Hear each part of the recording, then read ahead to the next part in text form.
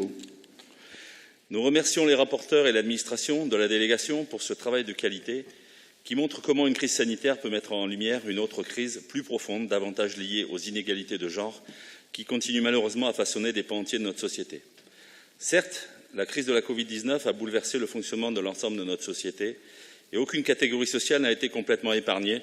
Cependant, elle a renforcé le poids des inégalités, avec des conséquences à long terme qui risquent d'être plus lourdes pour les femmes ou de remettre en cause des acquis difficilement arrachés après de longs combats.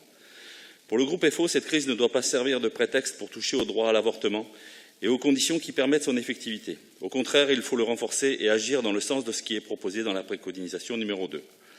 La situation que nous vivons a montré comment la crise et le confinement qui en a suivi peuvent être source de violence aussi bien dans le cadre familial qu'au travail et malheureusement les femmes ont été les premières à les subir.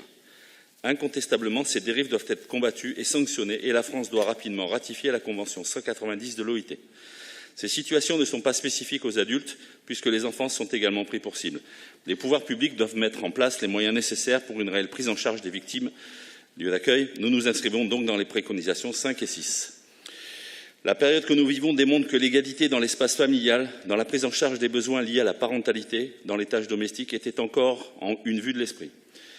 En redonnant une plus grande importance à l'espace familial en tant qu'espace de vie essentiel, voire exclusif, ces tâches semblent avoir pesé majoritairement sur les femmes. Pour le groupe FO, rien ne doit entraver la marche vers l'égalité en temps de crise. Nous pensons qu'elle doit être renforcée et qu'aucun dispositif public ne doit se faire sans tenir compte des risques qu'il fait peser sur l'égalité.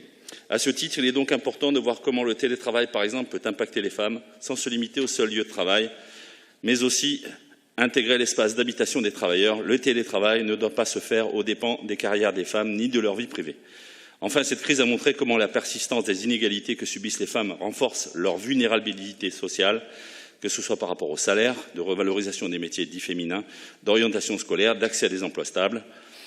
Ces facteurs se cumulant bien souvent, il devient urgent de mettre en œuvre